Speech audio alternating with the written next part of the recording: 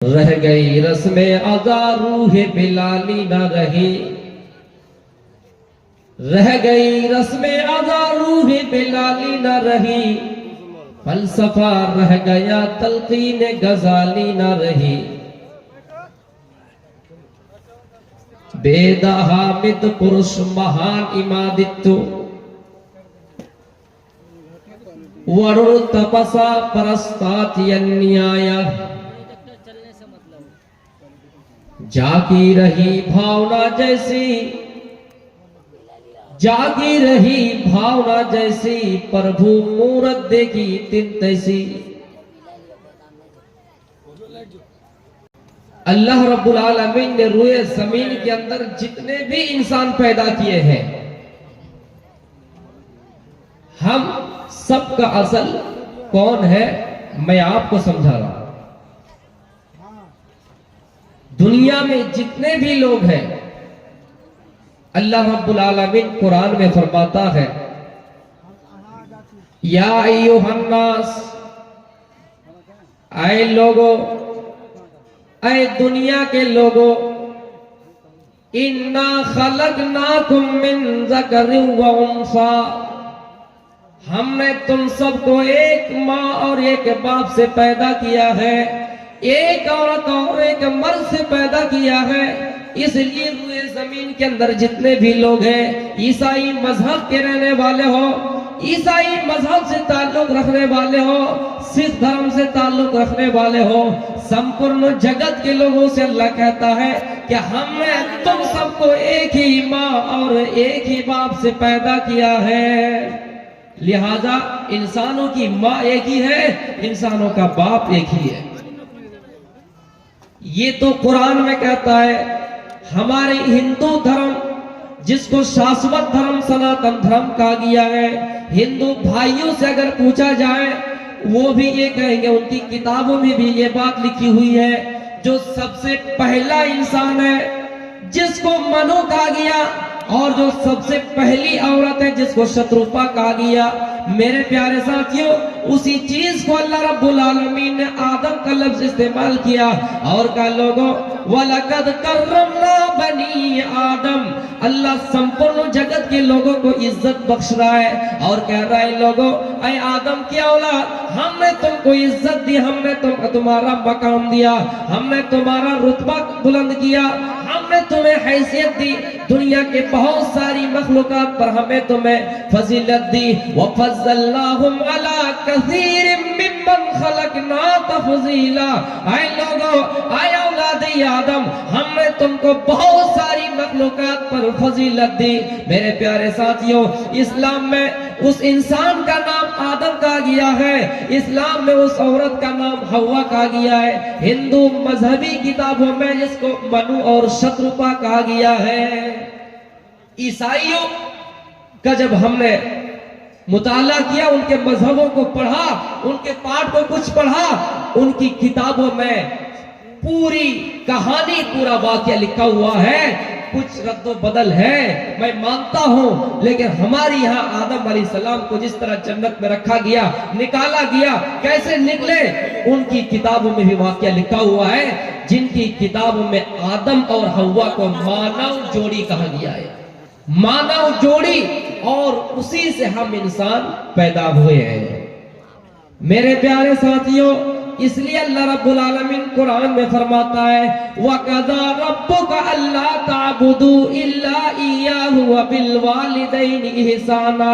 ऐ लोगों, जब तुम असल ढूंढना चाहोगे, जब तुम असलियत को जानना चाहोगे कि तुम तो तुम्हारे माँ बाप से पैदा हो गए, लेकिन तुम्हारे माँ बाप को भी पैदा करने वाला कौन है, तुम्हारे माँ बाप को भी इस दुनिया में लाने वाला कौन है, तो मेरे भाइयों, हमें खालिक हकीकी का पता चलता है कि वो ज़ात जिसने हमारे माँ बाप को बिन माँ बाप से पैदा किए हैं। इसलिए अल्लाह कहता है कि सबसे पहले मेरी इबादत करो, और मेरी इबादत के बाद मैंने तुम्हारे बाप को पैदा किया है, मैंने तुम्हारी माँ को पैदा किया है, और उसी से इंसानी तसलसल चला आ रहा है, उससे तुम पैदा हुए हो।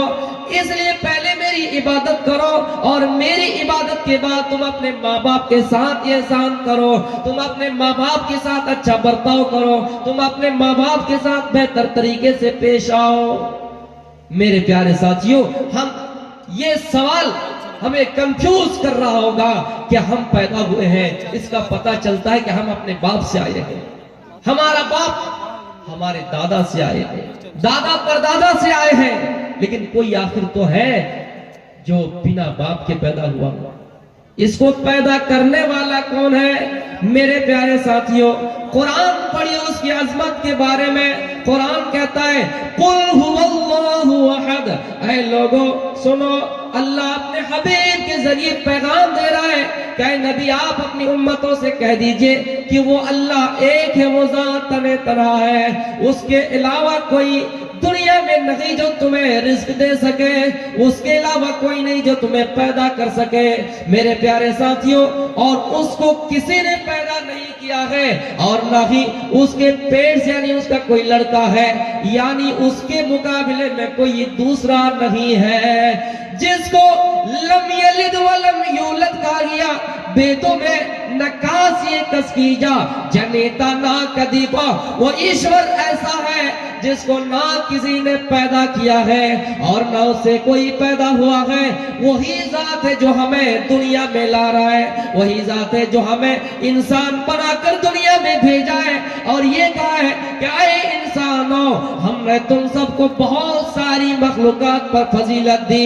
ऐ लोगों, इस जमीन पे चल रहे हो, अल्लाह की मखलूकात पर गौर करो। ये शेर कितना बड़ा खतरनाक जानवर है। एक छलक अगर तुम्हारे ऊपर लगा दे, एक बार तुम्हारे ऊपर हमला कर दे, तुम मिट जाओगे, तुम मर जाओगे। लेकिन अल्लाह ने इंसान को पावर दिया है, इंसान को कुव्वत दी है। ऐ इंसानों, तुम अपने दिमाग से शेर को भी पिंजरे में कैद कर लो। ये सब कितना जहरीला जानवर है, लेकिन अल्लाह इंसान को पावर दे रहा है, इंसान को दिमाग दे रहा है, इंसान के मुट्ठी में कर रहा है। क्या इंसानों, हमने तुम्हें ऐसी कला दी है, हमने तुम्हें ऐसा हुनर दिया है, हमने तुम्हें ऐसा इल्म दिया है कि तुम जहरीले सांप को भी अपने मुट्ठी में कर लेते हो।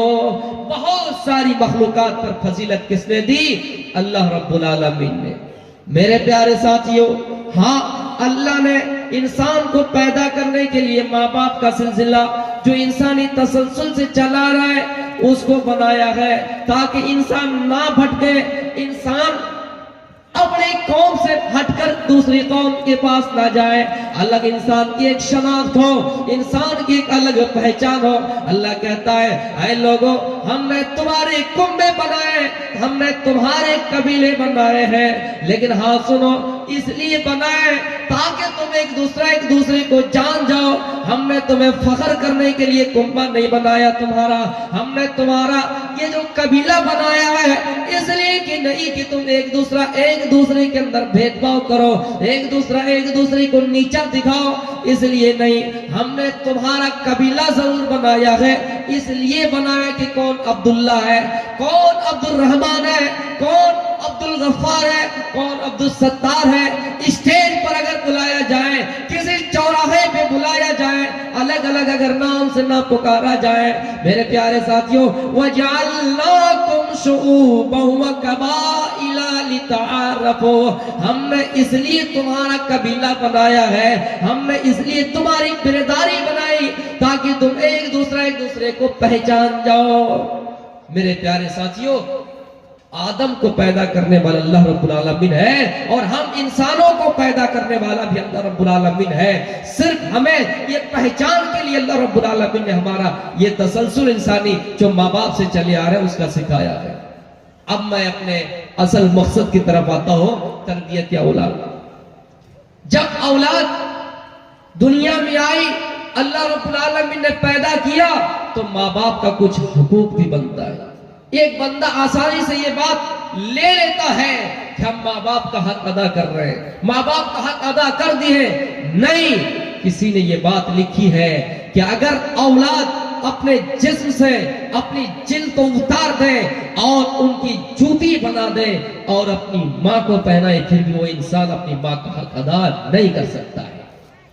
हजरत अब्दुल्ला बिन उमर रज़ियल्लाहु ताला अन्हु बयान करते हैं कि एक शख्स अपनी पीठ पर बूढ़ी माँ को सवार किया है, पीठ पर बूढ़ी माँ को लाता है और खाने काबा का तवाफ कर रहा है, सफा और मरवा की सही कर रहा है, सफा और मरवा की सही कर रहा है और उसी जगह पे फतवा पूछता है कि मैंने अपनी बूढ़ी माँ को खुरासान से लेकर आया है, जो माँ चलने से कासिर है, मैंने अपनी बूढ़ी माँ को पीठ पर सवार किया है और खाने काबा का तवाफ किया है, मैंने अल्लाह के घर की जियारत की है, बताओ मैंने अपनी माँ का हक अदा किया है या नहीं? बताओ मैंने अपनी माँ का हक अदा किया या नहीं?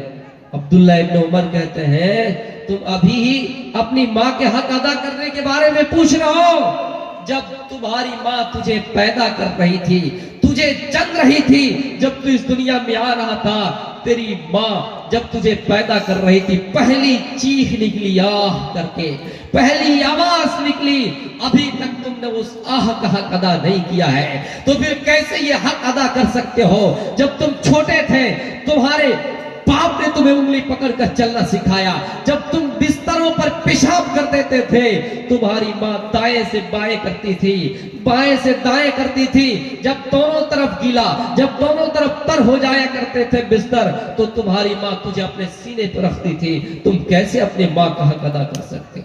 मेरे प्यारे साथियों, माँ का हक हम और आप अदा नहीं कर सकते हैं। हदीस में यूं कहा गया, अल जन्नतु तहता अक़दामिल उम्महात, आए लोगों जन्नत तलाश करने के लिए कहाँ जाते हो? जन्नत ढूंढने के लिए कहाँ जाते हो? जन्नत तो तुम्हारी माओ के कदमों के नीचे है। और बाप का दर्जा इस्लाम ने ये बताया कि रिज़ल रब्बी फी रिज़ल वालिद व सख़तुर रब्बी फी सख़तिल वालिद। है लोगों, अगर बाप आपसे राजी है तो अल्लाह भी आपसे राजी है, अगर बाप आपसे राजी नहीं है तो अल्लाह भी आपसे राजी नहीं है। दुनिया के अंदर बड़े से बड़े हम और आप अमल कर ले, बड़ी से बड़ी इबादत कर ले, हमारी तहज्जुद, हमारी नमाजें, हमारे रोजे, हज, ज़कात, इन तमाम चीजों को करने से पहले इंसान अपने गरीबानों में झांक कर देखे, अपने जायजा लेके हमसे हमारा बाप राजी है या नहीं, हमसे हमारे वालिदैन राजी है या नहीं। मेरे प्यारे साथियों, बाप की रजामंदी में अल्लाह की रजा है और बाप की नाराजगी में अल्लाह की नाराजगी है। माँ का दर्जा यह है कि उनके कदमों के नीचे जन्नत है, और बाप का दर्जा इतना बुलंद है कि बाप राजी है तो अल्लाह भी आपसे राजी है, बाप राजी नहीं है तो अल्लाह भी आपसे राजी नहीं है। मैंने कहा तरबियत औलाद, इसलिए बाप की भी जिम्मेदारी है, माँ की भी जिम्मेदारी है कि अपनी औलाद को सही तरबियत दे, अपनी औलाद को पढ़ाए, अपनी औलाद को दीनी तालीम दे। अगर यही औलाद जिसको आप दीनी तालीम नहीं दे रहे, यही औलाद जिसको आप पढ़ा नहीं रहे, यही औलाद जिसको आप चोरी करने में लगा देते हैं, यही औलाद जिसको आप डांटते नहीं, रात के 12 बजे कहां से आता है, कोई काम नहीं, कोई ड्यूटी नहीं, फिर भी रात के 12 बजे आते हैं, वो चोरी करता है तो माँ बाप कुछ नहीं कहते हैं। यही औलाद आगे चल के बिगाड़ जाती है, यही औलाद फसाद मचाती है, यही औलाद हो सकता है कि आपके ऊपर अत्याचार कर सकती है। इसलिए वालिदैन से गुजारिश है, माँ बाप से गुजारिश है कि वो अपने बच्चों को सही तरबियत दे, अपने बच्चों को सही तरबियत दे। और तरबियत का मतलब यह है कि वो अपने बच्चों को पढ़ाए भी, बुरे रास्तों से रोके। अल्लाह के नबी सल्लल्लाहु अलैहि वसल्लम ने फरमाया, कुल्लु मौलूदिन यूलदु अलल फित्रा, ऐ लोगों, हर बच्चा फितरत इस्लाम पर पैदा होता है, हर बच्चा मुसलमान होकर पैदा होता है। एक माँ उसे यहूदी बना देती है, एक बाप उसे ईसाई बना देता है, लेकिन बच्चा तो फितरत इस्लाम पर पैदा होता है। छोटे में जो आप परवरिश करेंगे, जो तरबियत देंगे, औलाद वही सीखेगी। लेकिन हम और आप हैं जो औलाद की मोहब्बत में इतना पड़ जाते हैं कि अपना ठिकाना जहन्नम बना लेते हैं। मेरे प्यारे साथियों, औलाद से इतनी मोहब्बत कीजिए, इतनी कीजिए, जो जायज रास्ता है उनके लिए अपना, ये जो नाजायज रास्ता है उनके लिए छोड़ दीजिए। आपने सुना होगा अमर बिन अलास, ये मिस्र का गवर्नर था, मिस्र का बादशाह था। इनका बेटा बेटा और एक मिस्री बच्चा घोड़ दौड़ का मुकाबला करता है, घुड़सवारी का मुकाबला करता है। यहूदी बच्चा है और ये गवर्नर का बच्चा है, घोड़ा दौड़ाता है। देखे किसका घोड़ा आगे आगे जाता है, किसका घोड़ा बाजी मारता है, किसका घोड़ा आगे चलता है। मेरे प्यारे साथियों, एक आम बच्चा, आम नागरिक, एक पब्लिक जो घोड़ा दौड़ाता है और गवर्नर का बेटा, मुख्यमंत्री का बेटा, चीफ मिनिस्टर का बेटा घोड़ा दौड़ाता है। जब रेस लगाता है तो ये मिस्री बच्चा आगे आगे चलता है और गवर्नर का बेटा पीछे हो जाता है। मिस्री बच्चा का घोड़ा आगे आगे चल रहा है और गवर्नर का बेटा जिनका घोड़ा पीछे चल रहा है। गवर्नर का बेटा है, उस मिस्री बच्चा को थप्पड़ मार देता है। उस मिस्री बच्चा को, आम पब्लिक को थप्पड़ मार देता है, जनता को थप्पड़ मार देता है और ये कहता है यहाँ हमारे बाप की हुकूमत चलती है, यहाँ हमारे बाप की सल्तनत है, यहाँ का बादशाह हमारा बाप है, इसलिए तुम आगे नहीं बढ़ सकते हो, इसलिए मैं तुम्हें थप्पड़ मार दिया। यहाँ मेरा कोई कुछ उखाड़ नहीं सकता, कोई कुछ बिगाड़ नहीं सकता है। इस वाक़े को गौर से सुनिए। मिस्री बच्चा क्या कहता है, गवर्नर का बेटा क्या कहता है कि मेरा बाप प्रधानमंत्री है, मेरा बाप मुख्यमंत्री है, मैं जो चाहूंगा इस इलाके में करूंगा, यहाँ पावर सिर्फ और सिर्फ मेरे बाप का चलता है, यहाँ अगर किसी की चलती है तो मेरे बाप की चलती है। इसलिए उन्होंने उसको नाजायज थप्पड़ मार दिया। उसने शिकायत की अमीरुल मोमिनीन हजरत उमर फारूक से शिकायत की कि गवर्नर का बेटा मुझे नाजायज थप्पड़ मार दिया है, गवर्नर का बेटा मुझे नाजायज थप्पड़ मार दिया है। हजरत उमर ने दोनों को बुलाया और कहा क्या है मिस्री बच्चा, क्या तुमको सही इसने मारा है? कहा मारा है। कहा गवर्नर का बेटा अमर बिन अलास के बेटे सुनो, क्या तुमने इसको नाजायज थप्पड़ मारा है? कहा हाँ हमने मारा है। हजरत उमर की अदालत देखिए, हजरत उमर ने फैसला कर दिया कि अगर इन्होंने नाजायज तुझे थप्पड़ मारा है तो आई मिस्री बच्चा, आई आम पब्लिक, आई जनता, आई मिस्री, तुम भी इसको थप्पड़ मार दो। जितनी स्पीड से तुम्हें थप्पड़ मारा है तुम उसे भी मार दो। किसको मारा जा रहा है, किसको मारने की बात कही जा रही है? एक चीफ मिनिस्टर के बेटे को मारने की बात कही जा रही है। इन्होंने तुझे थप्पड़ मारा है, तुम भी इसके बदले ले लो, तुम भी इसका बदला ले लो, तुम भी इसे मार दो। मेरे प्यारे साथियों, सबके सामने बदला ले लिया गया और उस गवर्नर के बेटे को भी थप्पड़ मार दिया गया। ऐसी जुर्रत किसी के अंदर है?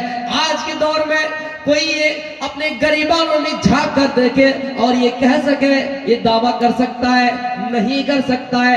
ऐसा फैसला हमारे मुल्क में नहीं है, हमारे समाज में नहीं है। हमारे यहाँ तो यही देखा जाता है कि किसका बाप किस पद में है, कौन किस डिग्री में है। मेरे भाइयों, हजरत उमर फारूक ने फैसला कर दिया है कि पब्लिक को मारा है, चाहे गवर्नर का बेटा हो या कोई हो, तुम भी उसको उतनी ही जोर से मार दो। मार दिया गया।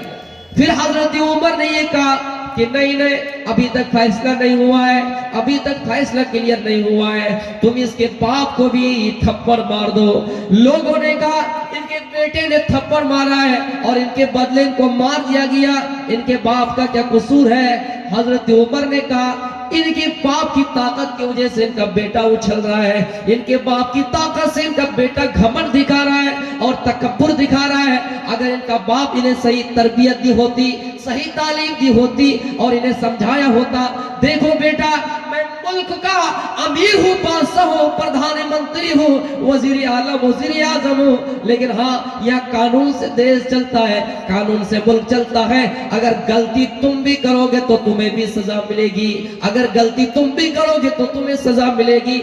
इसलिए इनकी गलती है, इन्होंने अपने बेटे को सही तरबियत नहीं दी, लिहाजा इसको भी मारा जाए, इसको भी थप्पड़ मारा जाए। लेकिन उसको छोड़ दिया गया था। मेरे भाइयों, आज देख लीजिए हमसे जो हमारी मस्जिद छीनने की बात हो रही है, उत्तर प्रदेश के संभल जिला में, उत्तर प्रदेश के संभल जिला में 19 नवंबर 2024 को याचिका दायर होता है याचिका दायर होता है कि यहाँ मंदिर तोड़कर मस्जिद बनाई गई है, लिहाजा इसकी सर्वे होनी चाहिए, जरूर की जानी चाहिए, सहमत हूं। लेकिन उसी दिन ये याचिका दायर हुआ 19 नवंबर 2024 को, और निचली अदालत से उसी दिन फैसला आता है, निचली अदालत से उसी दिन खबर आती है कि शाम तक उस मस्जिद की सर्वे हो जानी चाहिए। जबकि कानून ये कहता है, जबकि ये हमारा संविधान हमें ये बतला रहा है कि अगर कोई एक पक्ष अगर याचिका दायर करता है तो आप दूसरे पक्ष की भी सुनिए, दूसरे पक्ष की सुने बगैर आप सर्वे नहीं कर सकते हैं, कोई जजमेंट नहीं कर सकते हैं, कोई फैसला नहीं दे सकते हैं। 19 नवंबर को याचिका दायर होता है और फिर 19 नवंबर की शाम तक वो लोग सर्वे करने के लिए आ भी जाते हैं, ये निचली अदालतों से है। फिर मेरे भाइयों, दूसरे दिन बगैर दूसरे पक्ष को सुने 24 तारीख को 2024 को फिर सर्वे होता है। वहां की कमेटी, मस्जिद कमेटी, पूरे बस्ती के लोग जाकर संविधान के अनुसार, संविधान के तहत जाकर एहतिजाज करते हैं, विरोध करते हैं। फिर उस मौके पे पुलिस की गोली चलती है और हमारे 5 जवान, 5 लोग शहीद हो जाते हैं, हमारे 5 लोग शहीद हो जाते हैं, मारे जाते हैं, वो खत्म हो जाते हैं, शहीद हो जाते हैं। और ये गोली अगर चली भी है तो पब्लिक की नहीं, पुलिस की चली है। मेरे प्यारे साथियों, इसलिए हम कहते हैं कि अपने बच्चों को इंजीनियर बनाइए, हम कहते हैं अपने बच्चों को डॉक्टर के साथ साथ, आलिम के साथ साथ, मौलवी के साथ साथ वकील बनाइए। ये हमारी आवाज गूंज सके पार्लियामेंट में, हमारी आवाज, हमारी सदाएं लग सके कि इन्होंने गैर कानूनी के तहत ये फैसला किया है, गैर कानूनी के तहत इन्होंने सर्वे की है। जब एक पक्ष आपको ये कहता है, एक पक्ष आपको ये याचिका दायर करता है कि यहाँ मस्जिद, मंदिर तोड़कर बनाए गए हैं, आप दूसरे पक्ष का सुनिए, उसके बाद कुछ फैसला कीजिए। दूसरे पक्ष का सुने बगैर कैसे आप जाके सर्वे कर लें? मेरे भाइयों, ये हम नहीं कह रहे हैं, ये पूछता है भारत, ये किसी भी कानून में नहीं है। गैर कानूनी से वहां सर्वे की गई और वहां के 5 लोग मारे गए। मेरे भाइयों, हम अल्लाह से प्रार्थना कर रहे हैं, हम अल्लाह से दुआ कर रहे हैं, ऐ अल्लाह, जब जब फिरौन आया है, जब जब नमरूद आया है, तू उस वक्त मूसा को भेजा है। ऐ अल्लाह, तेरे घर खाने काबा की हिफाजत तूने अबाबील के जरिए से करा ली है। ऐ अल्लाह, हम मुसलमानों के अंदर ईमान की कमी है। मुसलमानों, अल्लाह से दुआ करो कि हम पक्के सच्चे मोमिन हो जाए। हमारी हिफाजत इंशाअल्लाह अबाबील के जरिए से अल्लाह कर लेंगे, और गैर कानूनी के तहत और हमारे लोगों को मारे जाने के तहत जो इन्होंने जुर्म किया है, इन्हें कड़ी से कड़ी सजा मिले। और दुनिया की जब दवा काम नहीं करती है, दुनिया में जब कोई इलाज काम नहीं करता है, तो रब की अदालत में दुआ कबूल होती है और वहां फिर अजाब मुसल्लत होते हैं। तो मेरे प्यारे साथियों, ये है हजरत उमर फारूक का इंसाफ। आपने नहीं देखा कि गवर्नर का बेटा है, आपने कह दिया कि नाजायज थप्पड़ मारा है, तुम भी इन्हें उतने ही जोर से मार दो। मेरे प्यारे साथियों, माँ बाप की तरबियत का बहुत बड़ा असर रखता है। माँ बाप अगर छोटे में अपने बच्चों को सही तरबियत दे, सही ज्ञान दे, सही परवरिश करे, सही तालीम दे, तो वो बच्चा आगे चल के बिगाड़ता नहीं है। आपने नाम सुना होगा सुल्ताना डाकू का, जो बहुत बड़ा डाकू था, लुटेरा था, लूटा करता था, दिन दहाड़े लूटा करता था। जब इनको पकड़ने के लिए अंग्रेज से लोग आए, जब इनको पकड़ने के लिए लोग दूर दराज से बुलाए गए और सुल्ताना डाकू को पकड़ लिया गया और ये फैसला सुना दिया गया कि सुल्ताना डाकू को कत्ल कर दिया जाएगा, सुल्ताना डाकू को फांसी के फंदे पे लटका दिए जाएंगे, सुल्ताना डाकू को तख्तेदार पर लटका दिए जाएंगे। मेरे प्यारे साथियों, सुल्ताना डाकू से आखिरी ख्वाहिश पूछी गई, आखिरी इच्छा पूछी गई, ऐ सुल्ताना डाकू, अब तुम्हें फांसी दे दी जाएगी, अब तुम्हें तख्तेदार पर लटका दिया जाएगा, तुम्हारी आखिरी इच्छा क्या है, आखिरी ख्वाहिश क्या है, बताओ। सुल्ताना डाकू ने कहा, आखिरी मेरी इच्छा यह है कि मैं मरना भी चाहता हूं तो मेरे माँ के सामने, मैं फांसी पे लटकना चाहता हूं तो मेरी माँ के सामने, मेरी माँ इन मंजर को देखे। सुल्ताना डाकू की आखिरी ख्वाहिश के मुताबिक उनकी माँ को उनके सामने लाया गया। जब करीब था कि फांसी के फंदे पे लटका दिया जाए। सुल्ताना डाकू से पूछा, अच्छा ये बताओ कि तुम अपने माँ के सामने क्यों मरना चाहते हो? सुल्ताना डाकू ने कहा, मैं इसलिए अपनी माँ के सामने मरना चाहता हूँ, फांसी पे लटकना चाहता हूँ। जब मैं छोटा था और छोटे में अंडा चुराया करता था, जब मैं छोटा था और छोटे में अंडा चुराया करता था, एक दिन की बात है, मैं किसी दुकान में गया और मैंने वहां मेरी माँ के कहे मुताबिक, मेरी माँ की नसीहत के मुताबिक, दिए हुए रुपये के मुताबिक मैंने एक अंडा ज्यादा उस दुकान से ले लिया, एक अंडा चुरा लिया। मैंने अपनी माँ को लाकर दे दिया। मेरी माँ ने उस वक्त मुझे डांटा नहीं, मेरी माँ ने उस वक्त मुझे फटकारा नहीं, बल्कि मेरी माँ ने मेरी पीठ पर थपथपाया है, शाबाशी दिया है, बेटा बहुत बड़ा कमाल कर दिया। और धीरे धीरे जब मेरी माँ ने मुझे डांटा नहीं तो मैंने धीरे धीरे इतना चोरी की, इतनी चोरी की, इतना बड़ा डाकू बन गया कि आज मुझे गिरफ्तार कर लिया गया। आज मेरी गिरफ्तारी हो गई, मैं पकड़ा भी गया और आज फांसी के फंदे में लटकने वाला हूँ। ऐ लोगों, मैंने इसलिए अपनी माँ को अपने सामने रखा। मेरी माँ अगर उसी वक्त मुझे डांटा होता, उसी वक्त फटकारा होता तो मैं चोर न बनता, मैं लुटेरा न बनता, मैं डाकू न बनता और आज मुझे फांसी पे चढ़ने की नौबत न आती। इसलिए मैं अपनी माँ के सामने मरना चाहता हूँ ताकि मेरी माँ देखे कि मौत का मंजर, फांसी पे लटकने का मंजर कैसा होता है। मेरे प्यारे साथियों, माँ की तरबियत देखो। अगर छोटे में ही उसको डांट दिया होता कि बेटा तुमने चोरी किए, वापस कर दो, या आइंदा आज के बाद से चोरी ना करना, तो मैं इतना बड़ा चोर ना बनता, मैं लुटेरा ना बनता और आज फांसी पे चढ़ने की नौबत ना आती। इसलिए हर वालिदैन से गुजारिश है, हर माँ बाप से गुजारिश है कि वो अपने बच्चों को सही तरबियत दें। आप कैसे बर्दाश्त कर लेंगे? दुनिया में आप किसी जली हुई लाश की तरफ देखना गवारा नहीं करेंगे। कोई अगर जल जाए, किसी घर में आग लग जाए, कोई फर्द जल जाए, कोई शख्स जल जाए, आप उनकी लाश को देखना गवारा नहीं करेंगे। लेकिन ऐ लोगों सुनो, कल कयामत का दिन होगा।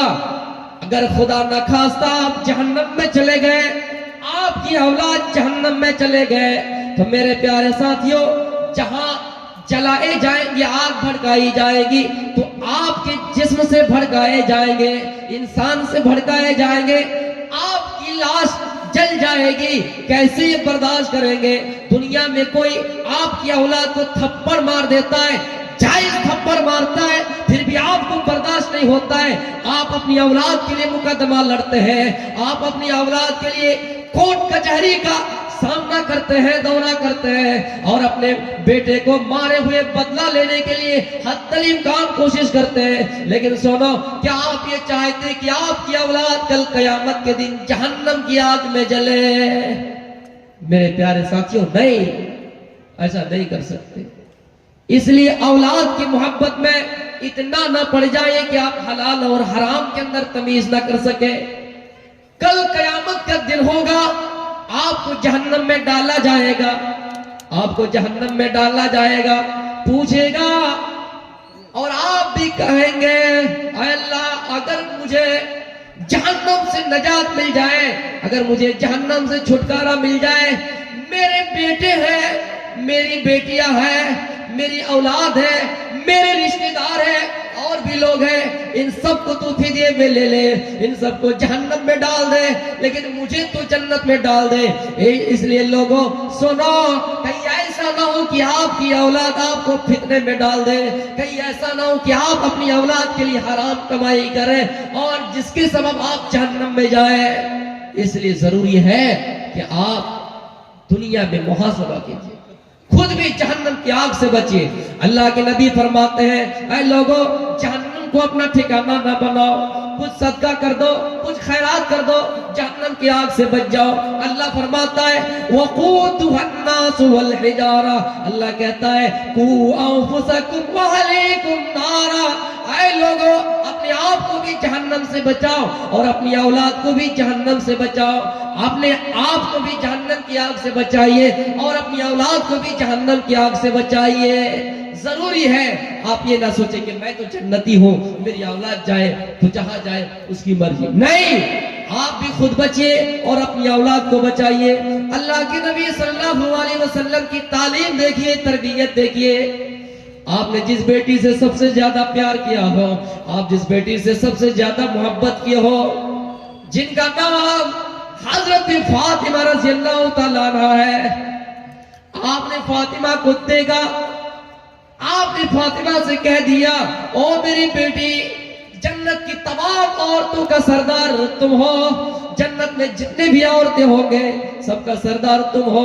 अल्लाह के नबी अपनी इस बेटी से सबसे ज्यादा मोहब्बत करते थे। लेकिन अल्लाह के नबी सल्लल्लाहु अलैहि वसल्लम एक दिन उसके घर जाते हैं, दरवाजे पे पहुंच जाते हैं, देखता है कि दरवाजे में एक रंगीन चादर लटक रही है, एक डिजाइनर चादर लटक रही है, एक खूबसूरत पर्दा लटक रहा है। आपने देखा खूबसूरत चादर को, आपने देखा रंगीन चादर को, आपने खूबसूरत डिजाइनर पर्दा देखा, वहां से लौट गए और अपने घर की तरफ चले आए। हजरत फातिमा को पता चला कि मेरे अब्बू यहाँ आए थे, लेकिन पता नहीं क्या हुआ, आप यहाँ से नाराज होकर अपने घर चले गए।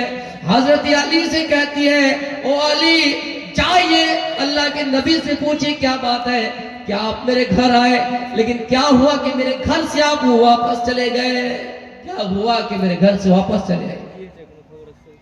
हजरत अली अल्लाह के नबी के पास गए और कहा, अल्लाह के नबी, हजरत फातिमा को पता चला है, फातिमा पर यह बात बहुत गिरा गुजरी है कि आप मेरे घर आए लेकिन दरवाजों को दस्तक नहीं दिए, अंदर नहीं आए, बाहर ही से आप अपने घर की तरफ लौट गए, क्या बात है। अल्लाह के नबी ने फरमाया, अय अली, मेरी बेटी फातिमा से कहिए, मेरी बेटी फातिमा को कहना, माँ अना व दुनिया व माँ अना व रकम। अय अली, मेरी बेटी से कहना कि मैं नबी हूँ, मुझे दुनिया से क्या मतलब है, मैं नबी हूँ, मुझे दुनिया के डिजाइनर चीजों से क्या मतलब है, मैं नबी हूँ, मुझे निराली दुनिया से क्या मतलब है, मैं नबी हूँ, मुझे दुनिया की खूबसूरती से क्या मतलब है।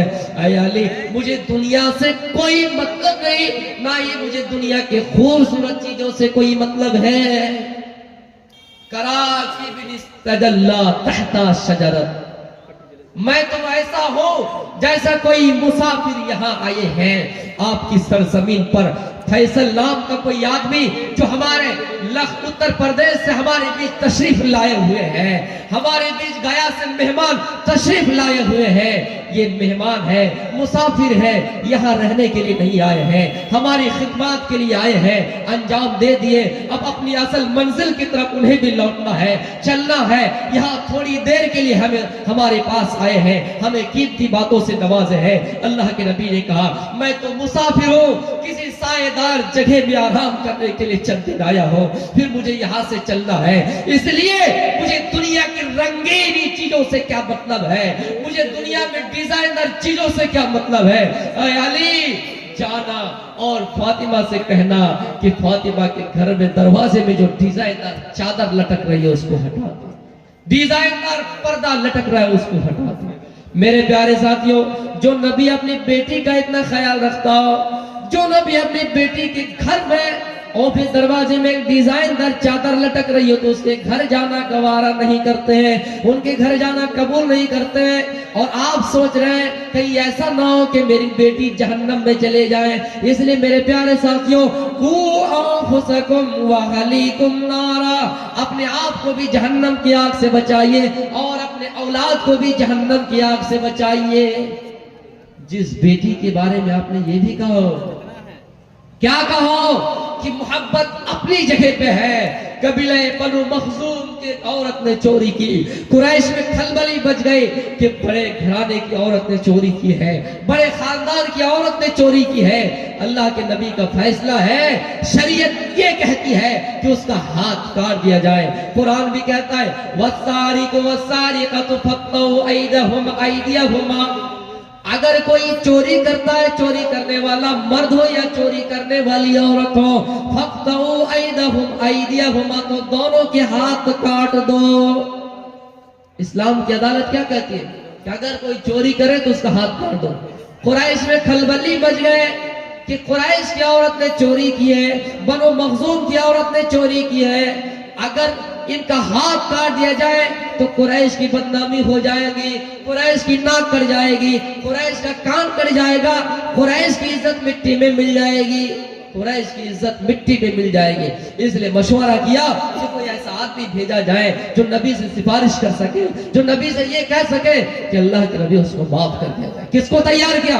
उसामा बिन ज़ैद रज़ियल्लाहु तआला अन्हु। उसामा अल्लाह के नबी के पास आए और कहा अल्लाह के नबी ऐसी ऐसी बात है।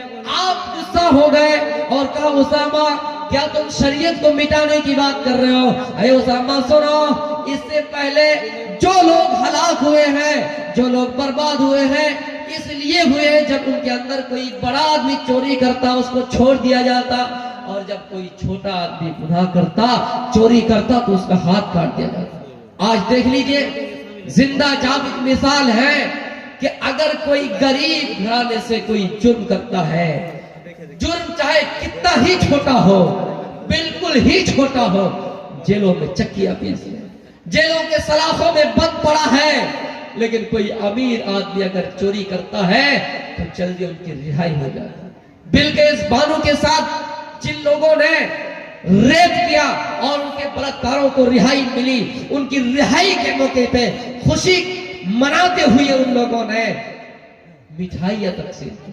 अफसोस की बात है मेरे प्यारे साथियों, अल्लाह के नबी ने कहा उसामा सुनो, अगर मेरी बेटी फातिमा भी लौ अन्ना फातिमा बिन्त मुहम्मदिन सरकत लकतअतु यदहा, अगर मेरी बेटी फातिमा भी अगर चोरी करती तो मैं उसका हाथ काट डालता। मेरे भाइयों, कोई है जो अपने बेटे को सजा दे, कोई है जो अपनी बेटी का हाथ काटे, कोई है जो अपने खानदान के लोगों को सजा दे? नहीं, ये अदालत अगर कोई उस जमाने में थी तो जनाब मोहम्मद रसूलुल्लाह की थी, हजरत उमर फारूक की थी, हजरत अबू बकर सिद्दीक रज़ियल्लाहु तआला अन्हु की थी। इसलिए आइडियल अगर किसी को बनाना है तो इन सहाबिया और सहाबियात को बनाना है। हम और आप सलमान खान का स्टाइल से चला करते हैं, हम और आप शाहरुख खान को अपना आइडियल मानने लगे हैं, हम और आप क्रिकेटर को अपना आइडियल मानने लगे हैं, उनकी सारी चीजों को याद कर लेते हैं, लेकिन हमें अफसोस है अली याद नहीं है, हमें अफसोस है उस्मान गनी रज़ियल्लाहु तआला अन्हु याद नहीं है। मेरे प्यारे साथियों, अल्लाह के नबी ने कहा कि अगर मेरी बेटी फातिमा भी चोरी करे तो मैं उसका हाथ काट डालूंगा। मेरे प्यारे साथियों, ये है तरबियत। चुराने का जो ये रवाज है, सिस्टम है, उस जमाने से चले आ रहे हैं, लेकिन इस्लामी ममालिक हो तो उसका हाथ काट दिया जाएगा। मेरे प्यारे साथियों, आपको बताऊं, श्री कृष्णा जी, इनकी बहुत सारी लीलाएं थी। रात काफी हो चुकी है और तादाद भी कम है। श्री कृष्णा जी, इनकी बहुत लीलाएं थी। उनकी एक लीला ये थी कि वो बचपन में बालक जब थे वो मक्खन चोरी किया करते थे। मैं उनको चोर नहीं कह रहा हूं, किसी धर्म को ठेस नहीं पहुंचा रहा हूं, वो इनकी लीला थी। श्री कृष्णा जी की ये लीलाएं थी, मक्खन चोरी करते थे जब वो बालक थे। यशोदा मैया जो उनके पालक थे, उनको पालते थे, ये बड़ी निगाह उनके ऊपर रखती थी। लेकिन जब जब पता चलता कि मक्खन कौन चुराता है, यशोदा मैया एक दिन क्या किया, मक्खन की जो मटका होते हैं, मक्खन का मटका उन्होंने ऊपर रस्सी के सहारे से बांध दिया कि आज देखें कि कौन मक्खन चुराता है। श्री कृष्णा जी अपने साथियों के साथ मक्खन चुराने के लिए आ गए। अब जाहिर सी बात है, छोटे हैं और मटका इतना ऊपर लटकाया गया है कि श्री कृष्णा जी वहां तक पहुंच ही नहीं पाएंगे। तब क्या किया, छोटे में हमने देखा है, अभी भी खेल चलता है कि दो आदमी है, उसके पीठ पर किसी और को सवार कर दिया गया, उसके पीठ पर किसी और को सवार कर दिया गया ताकि वो हाथ तक पहुंच सके। श्री कृष्णा जी को सबके ऊपर रख दिए। श्री कृष्णा जी ऊपर मटका पकड़े हुए थे, इतने में यशोदा मैया ने देखी, अच्छा तू ही है जो मक्खन चोरी करता है, जल्दी गुस्से में आए, लेकिन इनकी भोली भाली सूरत देखी तो उसको छोड़ दिया, माफ कर दिया। तो मैं ये कह रहा हूं कि ये जो लीलाएं हैं श्री कृष्णा जी की, बहुत सारी लीलाएं हैं। अगर मुझे वक्त मिले किसी जलसे में बोलूंगा, उनकी लीलाएं बहुत सारी है। उन लीला में एक लीला ये थी कि वो जब छोटे थे, बालक थे, तो मक्खन चोरी क्या करते थे। मेरे प्यारे साथियों, इस्लाम ये कहता है कि अगर कोई चोरी करे तो उसका हाथ काट दिया जाए। अल्लाह के नबी सल्लल्लाहु अलैहि वसल्लम ने फरमाया, ऐ लोगो कुल्लु मौलूदिन युलदु अलल फितरा, जब बच्चा पैदा होता है तो फितरत इस्लाम पर पैदा होता है। वो बच्चा इस्लाम पर पैदा होता है, माँ उसे यहूदी बना देती है, बाप उसे नसरानी बना देता है। छोटे में बच्चों की तरबियत जैसे करेंगे, वो बच्चा आगे चल के वही अंजाम आपको देंगे, वही नतीजा आपको देंगे, वही फल आपको देंगे, वही आपको समर मिलेगा, वही आपको फल मिलेगा, उसी का आपको बदला मिलेगा। मेरे प्यारे साथियों, औलाद अगर आपकी नेक है, औलाद अगर आपकी स्वालेह है, आप मर भी जाए, आपका नामाए अमाल बंद हो जाए, आपकी नेकियों का सिलसिला बंद हो जाए, आपके गुनाहों का सिलसिला बंद हो जाए, आपको वो औलाद फायदा पहुंचाते रहेंगे अगर वो औलाद नेक निकले। औवलदिन सालिह यदऊ लहू, रवाहु मुस्लिम, मुस्लिम शरीफ की हदीस है। अगर औलाद नेक है तो औलाद आपके लिए दुआएं करेगी और आपको फायदा पहुंचता रहेगा।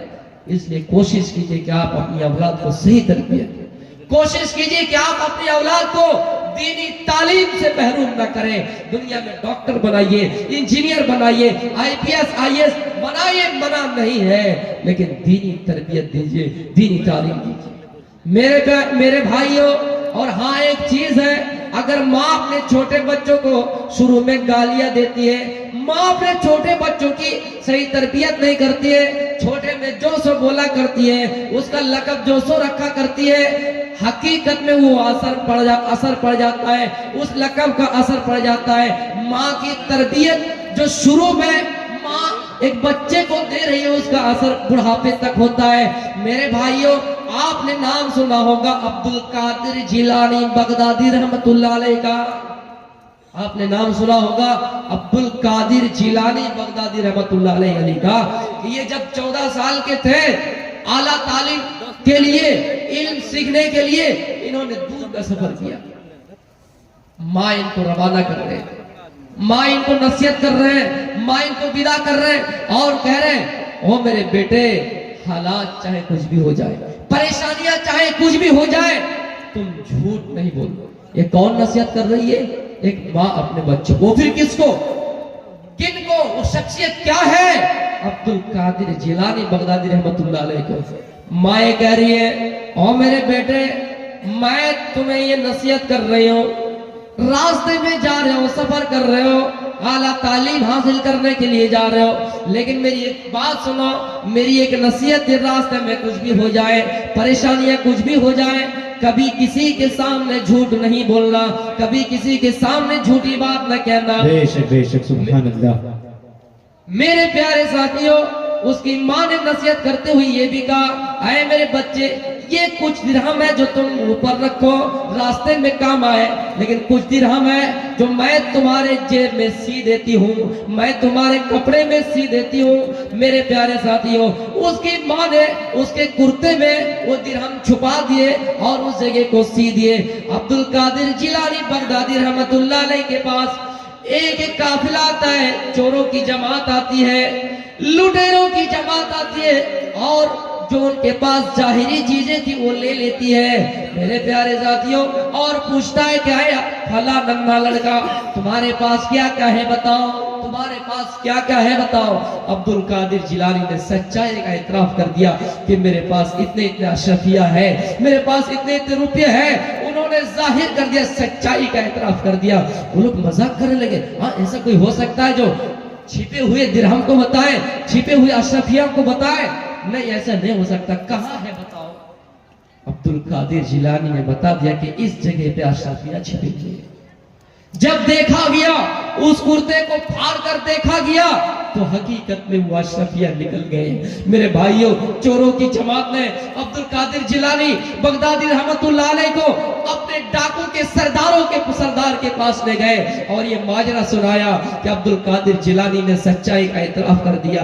सरदार ने पूछा, क्या बात है, तुम्हारी वो अशरफिया इस तरह महफूज थी, अगर तुम नहीं बताते तो खोज के नहीं मिलती, लेकिन क्या वजह है कि तुमने सच्चाई का इतराफ कर दिया? अब्दुल कादिर जिलानी कहते हैं, ये मेरी माँ की नसीहत थी, हालात चाहे कुछ भी हो जाए झूठ नहीं बोलूंगा। मेरे प्यारे साथियों, फिर डाकू ने और डाकू के सरदार ने उसी जगह पे तौबा कर ली, उसी जगह पे रुजू कर लिया। आज तक हम हैं जो चोरी करते हैं, आज तक हम हैं जो लूटा करते हैं, आज तक हमें जो एक दूसरे पर डाका डालते हैं। और ये लड़का जिसको माँ की नसीहत याद है, जिसको माँ का फरमान याद है, माँ का कौल याद है, और उन्होंने माँ की बातों को ठुकराया नहीं और सच्चाई का एतराफ कर दिया।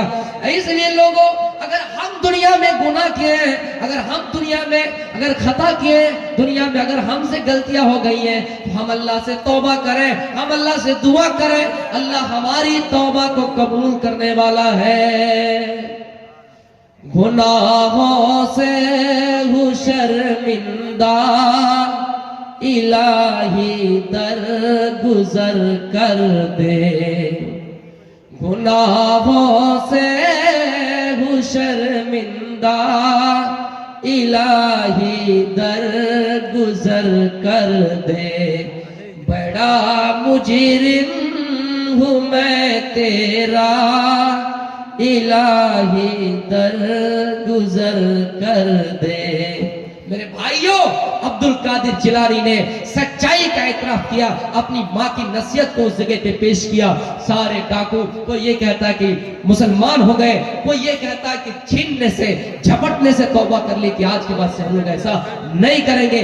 माँ की नसीहत और इन बच्चे की, छोटे बच्चे की, उसका इकरार करना, उस पर अमल कर लेना, कुछ लोगों को तौबा करवाने पर जो लुटेरा है, जो डाकू है, मजबूर करवा दिया। तो मेरे प्यारे साथियों, इसलिए हालात कुछ भी हो जाए, हमें और आपको झूठ नहीं बोलना चाहिए। और वालिदैन को चाहिए, एक माँ को चाहिए कि वो अपने बच्चों की सही तरबियत करे, सही परवरिश करे, अपने बच्चों को सही ज्ञान दे कि कौन सा रास्ता सही है। ओ मेरे बेटे, ये जिना का अड्डा है, ये शराबी का अड्डा है, ये जुआरी का अड्डा है, ये कबाबी का अड्डा है। तुम यहाँ चोरी ना करना, तुम यहाँ शराब ना पीना, तुम यहाँ कुछ ना करना, अच्छे लोगों के साथ शामिल रहना, तुम यहाँ बुरे लोगों के साथ मत जाना।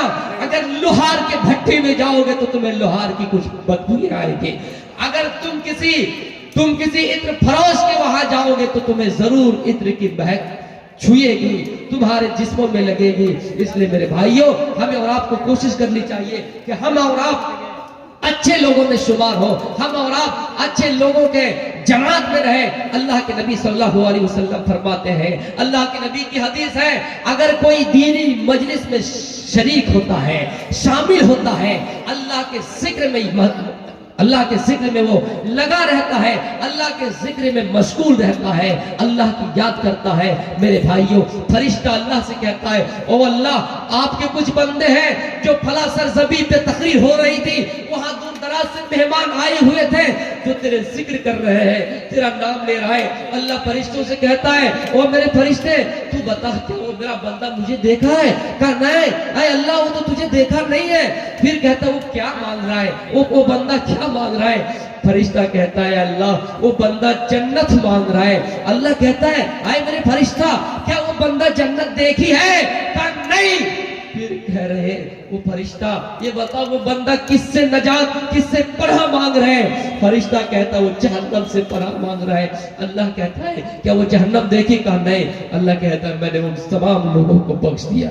तो मेरे प्यारे साथियों, ये दीनी मजलिस में बैठने के फवाइद है। अच्छे लोगों में शामिल रहिए, अच्छे लोगों के साथ आपका शुमार हो, एक दुनिया में अच्छी पहचान बनाइए, चाहे किसी भी मैदान में हो। मैं नहीं कह रहा हूं कि आप तकरीरी मैदान में आए, हर मुसलमान दाई है, हर मुसलमान इल्म को आगे पहुंचा सकता है, हर मुसलमान दाई है। कोई खत व किताबत के जरिए, कोई तकरीरी मैदान में, कोई तहरीरी मैदान में, कोई अपने अखलाक हसना दिखाकर एक दूसरे को अपने मजहब में ला सकता है, लेकिन ला इकराह फिद्दीन, दीन के मामले में कोई जबरदस्ती नहीं है। मैं आपको बता दूं, मैं आपको बता दूं, हिमाचल प्रदेश के अंदर एक औरत ने हाल ही में ऐसा कारनामा अंजाम दिया जिसको देखकर पूरी दुनिया दंग रह गई। जिस औरत को मोहब्बत की देवी कहा जाता हो, जिस औरत को मोहब्बत की निशानी कहा जाता हो, हिमाचल प्रदेश के अंदर दो कश्मीरी से वो औरत कहती है कि यहाँ अगर रहना है, यहाँ अगर बिजनेस करना है, यहाँ अगर तुम्हें तिजारत करनी है तो तुम्हें जय श्री राम का नारा देना है। आज भी इतिहास के पन्ने उठा कर देखिए, सोशल मीडिया पर देखिए, अखबारात पर देखिए, उस औरत ने कहा हम तो अब तक सुनते आ रहे थे कि नौजवान ऐसा कर रहे हैं, हम तो आज तक सुन के आ रहे थे आरएसएस के चेले ऐसे कर रहे हैं, लेकिन एक औरत ने ऐसा कारनामा अंजाम दिया। आखिरकार उन दो कश्मीरों को वहां से तिजारत करने नहीं दिए और हिमाचल प्रदेश से भगा दिए। तो मेरे भाइयों, मैं ये कह रहा हूं कि यहाँ हम और आप मुसलमान हैं, हमें कोई किसी के सामने ये नहीं कहना कि तलवार के जोर से इस्लाम कबूल करो। हमारा इस्लाम कभी नहीं झुका है और आज भी नहीं झुकेगा। ये इस्लाम है जिसको जितना दबाया जाएगा ये उतना उभरेगा। मेरे नबी की ये तालीम है, लोगों तुम अपने अखलाक से लोगों को, अपने अखलाक की रस्सी से लोगों को जकड़ने की कोशिश करो, कभी अपना हथियार इस्तेमाल न करो। और मेरे नबी की तालीम भी ये भी है, जो ये कह रहे हैं दीपावली के मौके पर, जो ये कह रहे हैं किसी शुभ अवसर के मौके पर कि जनाब मोहम्मद रसूलुल्लाह के पुतले बनाए जाए और उनको जलाए जाए, मेरे नबी की तालीम यह है कि लोगों, अगर तुम जंग के मैदान में हो, अगर लड़ने के लिए गए हो, अगर एक तरफ काफिर है दूसरी तरफ मुसलमान है, फिर भी किसी मुसलमान को ये पावर नहीं है, किसी मुसलमान को ये हक नहीं है कि किसी गरीब पर अत्याचार करे, किसी बूढ़े पर लाठी चलाए, किसी औरत पर जुल्म करे, किसी मासूम बच्चे को कत्ल करे। नहीं, ये कानून जंग के अंदर भी इस्लाम ने बनाई है, जंग के अंदर भी ये कानून है। मेरे भाइयों, इससे बढ़कर कौन सा मजहब मिल सकता है जिसको कहा गया वेदा हामिद पुरुष महान इबादत तोड़ तपस प्रस्ताव अन्याया। ऐ लोगों, तुम्हें इस्लाम पर लाने के लिए, तुम्हें सत्य मार्ग पर चलाने के लिए, सीधा रास्ता दिखाने के लिए अहमद नाम का एक आदमी जन्म लेगा, जो पुरुष होगा, जो इंसान होगा, वरुण तपस्या, ईश्वर की बहुत ज्यादा तपस्या करेगा, ईश्वर को बहुत ज्यादा याद करेगा। तुम उसकी कुटिया में चले जाना, तुम उसके नक्शे कदम पर चलना और उसी के नक्शे कदम पर चलकर अल्लाह से जन्नत मांगना, जहन्नम से पनाह मांगना। हाँ सुनो, याद नहीं आया, जो मोहम्मद के तरीके पे ना चलेंगे, जो मोहम्मद के बताए हुए रास्ते पे ना चलेंगे, उसके लिए कोई दूसरा रास्ता नहीं जिससे वो स्वर्ग हासिल कर सके, उसके लिए कोई दूसरा रास्ता नहीं जिससे वो पैराडाइज जा सके, उसके लिए कोई दूसरा रास्ता नहीं जिससे वो प्रधान नगर जा सके। हमें पटना जाना है, हमें दिल्ली जाना है, अगर यहाँ रास्ता ट्रैफिक जाम हो जाए, यहाँ किसी चीज का विरोध चल रहा हो, प्रदर्शन चल रहा हो, हम जहाज के जरिए चले जाएंगे।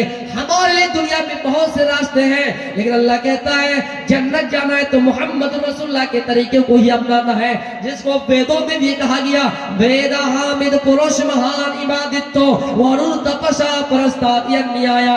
उसी के कुटिया में चले जाना, उसी के नक्शे कदम पर चलना, उसके अलावा कोई दूसरा मार्ग नहीं है, उसके अलावा कोई दूसरा रास्ता नहीं है। कुरान भी तो यही कहता है वमन यब्तगी गैरल इस्लाम दीना फलन युक़बल मिनहु व हुवा फिल आखिरति मिनल खासिरीन। ऐ लोगों, इस्लाम को छोड़कर दूसरे मजहब को तलाश करने वालों, इस्लाम को छोड़कर दूसरे मजहब में एंट्री करने वालों, इस्लाम को छोड़कर दूसरे मजहब को अपनाने वालों, इस्लाम के अलावा अगर किसी मजहब में शामिल हो रहे हो, तुम्हारा वो दीन हरगिज कबूल नहीं किया जाएगा और आखिरत में तुम नुकसान उठाने वाले में से हो जाओगे। इसलिए मुसलमान हर रिकात में सूरह फातिहा की तिलावत करता है और ये कहता है यहदिना सिरातल मुस्तकीम। ऐ अल्लाह, तू हमें सीधे राह पर चलाना, सीधे पथ पर चलाना। ये तालीम सिर्फ इस्लाम में है। मैं किसी जलसे में इंसानियत की बात करूंगा, इस्लाम में क्या है, दूसरों के मजहब में क्या है। टाइम खत्म हो गया, मैं अपनी बातों को यही से खत्म करता हूँ। आखिर में बारी इलाह से दुआ है, ऐ रब्बुल आलमीन इस जलसे को कबूल अता फरमाए। जो भी लोग यहाँ नेक इरादे के साथ आए हैं उनके नेक इरादे को कबूल अता फरमाए, इस दीनी खिदमत को कबूल अता फरमाए। जो हमारे मेहमान आए, हमारे बीच जो बातें कही है, कीमती बातें